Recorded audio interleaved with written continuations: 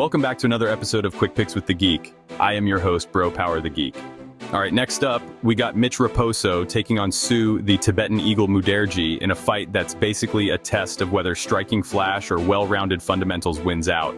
Raposo is trying to bounce back from a tough debut and prove he belongs on the roster, while Mudaeji is trying to remind everyone that spinning kicks and highlight reel KOs are still very much on the table, even if his submission defense sometimes forgets to show up.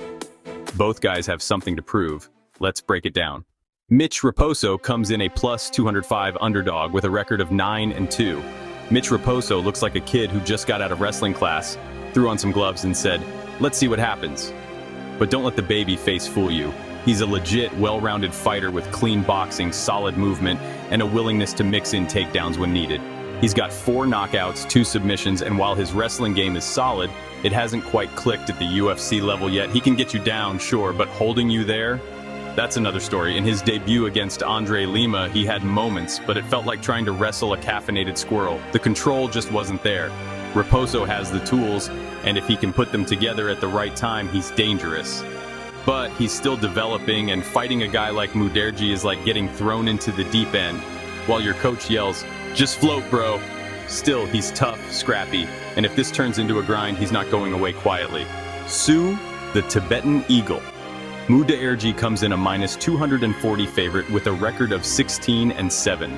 Sue Mudaeji is what happens when someone turns the flash all the way up and forgets to click grappling defense in the skill tree. He's got 13 knockouts, and when he's on, it's electric.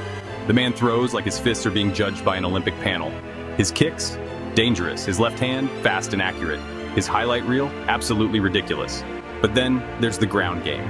Sue has been submitted 6 times, which is basically a walking advertisement for BJJ classes. It's not that his takedown defense is terrible, it's just that when he does get taken down, things get dicey real fast. He's the type of guy who will throw a beautiful spinning elbow and then accidentally give up his back because he landed too hard.